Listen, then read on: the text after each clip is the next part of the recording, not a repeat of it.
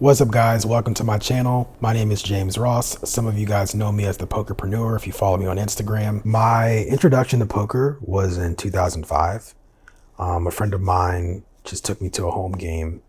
The stakes might have been 25 cent, 50 cent. Before that, I had really never had any interaction or experience playing poker.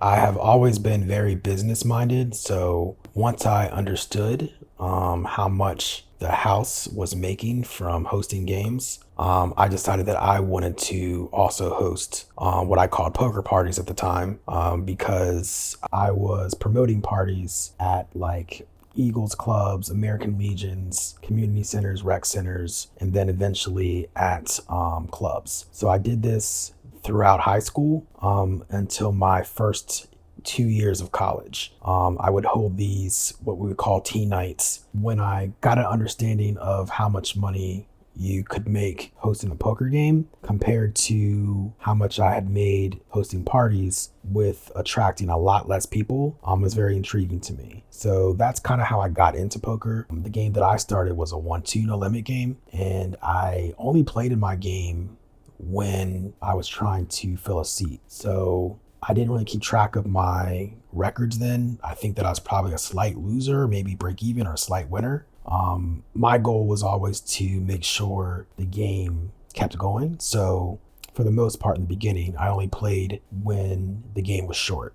As I kind of recognized certain players in the game who would consistently win, I started to do a little bit of studying away from the table, and I realized that there was a potential to make money at the game. So this was all while I was attending Towson University outside of Baltimore. That is when I had to make a decision if I wanted to continue on with school, college, or if I wanted to pursue poker. So some of the money that I made from hosting the game, I used to purchase my first property in Pennsylvania, York, Pennsylvania to be exact. We continued to run the game for a couple of years before me and my high school sweetheart at the time decided to call it quits. She was actually dealing in the game and helping out with the game as well. I hadn't really been that focused with school. I never really wanted to work for anyone else, even back then. Like I said, when I was 16, I was hosting parties, and I always had a very entrepreneurial mindset. So I knew that I didn't want to work for anyone. So I decided to take the chance of playing poker professionally. I just told myself if I could turn a very small bankroll at the time into 10,000 within 6 months, then I would try to pursue it as a career or a type of income or source of income. So a good friend of mine actually said, well, you should try to play online. At the time, he had dropped out of school to move to Vegas to play poker. Another one of my friends also had dropped out of school to play poker. The same friend that introduced me to poker invited me out. He was roommates with a few well-known professionals now, Shannon Shore, Basebaldy, and probably the most popular that you guys know is Jonathan Little. So around this time, Jonathan Little was playing in the Mirage WPT main event. He ended up winning that tournament, and I was fortunate enough to sit in the WPT stands and watch the final table. I watched him play against Phil Ivey and a few other well-known pros as well. Corey Carroll, I believe, is one of them. But yeah, he won the tournament, and that was my introduction to what poker could be. He won a lot of money. It was cool watching him win close to $1.1 million.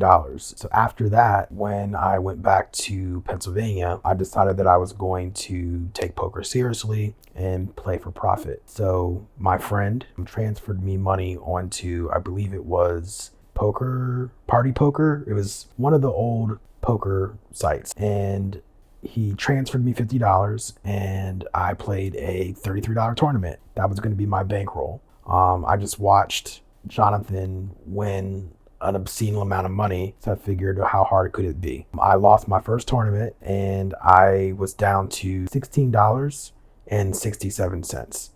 I remember because the buy-ins were like $30 plus $3.33. So after losing my first tournament, I decided that I should probably learn bankroll management.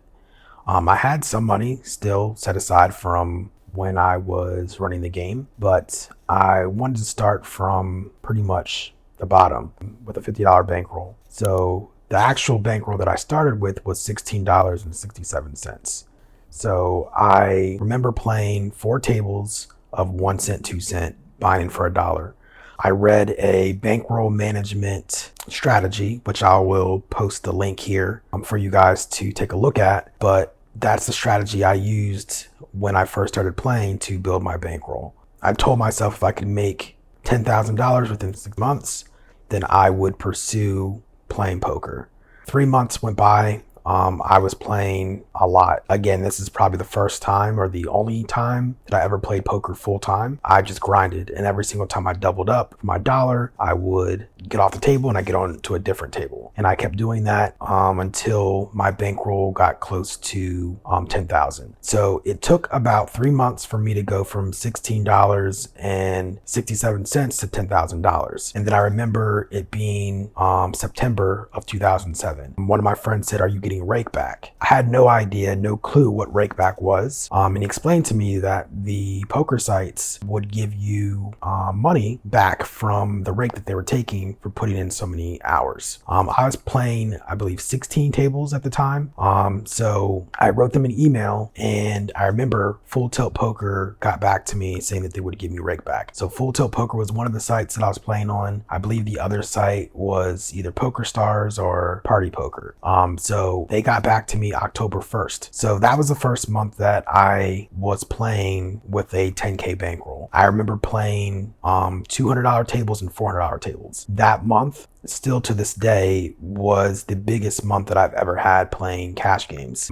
I made about 25,000 that month. 20,000 of that was from the actual play. Then the other 5K was rake back. And that's kind of how I got started into poker. And then from there on, I pretty much played online for a few months. Actually a few years, because although I moved to Vegas in 2008 for about 6 months, I didn't really play poker in the casinos. I still played online. My grandfather passed away in 2008, and then I moved back. I stayed at home for about 2 years. I played online poker, and I started hosting another game. And I did that game for another 2 years before moving to Florida.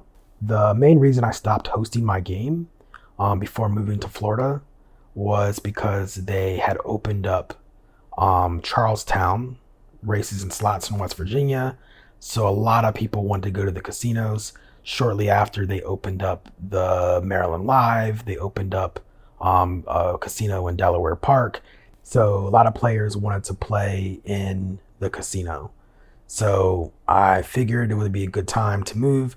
I really am not a fan of cold weather. And so I moved to Florida 2011, I believe. And I decided to play poker part-time. I got my real estate license and invested in a few properties and did some property management and played a lot of tennis. I mostly play part-time. This year, I have decided to play full-time for the first time since I started playing back in 2007. I play mostly mid to low stakes, 2-5 and 2-2 PLO. So far, it's been very challenging. This is very new to me. One of the main reasons why I hesitated to start the channel was because I was focused on other projects. I own a residential cleaning business in South Florida, and at the time I was also managing 3 Airbnbs, 2 of which I owned. I've now since sold those properties and have moved to Tampa, and I have a Airbnb here in a conjoined unit with my condo. I thought it would be cool to document the journey of playing full time, improving, and trying to move up stakes.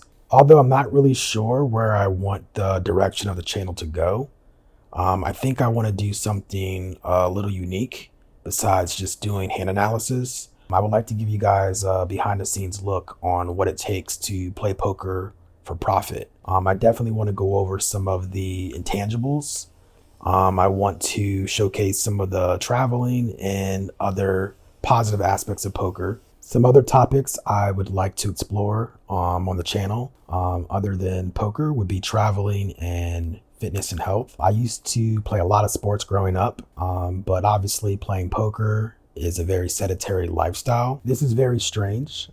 This is my first time dealing with cameras, audio, lighting. I want to express my appreciation and acknowledge the hard work it takes to do poker vlogs and any form of content, really. This has been a learning experience. If you guys have any suggestions on the type of content you like to see, shorts, long-term content, you want to see more behind the scenes, even hand analysis, just make sure you comment below, and I will definitely be reading all the comments, negative and positive, and take your guys' feedback to improve the channel. Thank you guys for tuning into my channel. Please take the time to like and subscribe.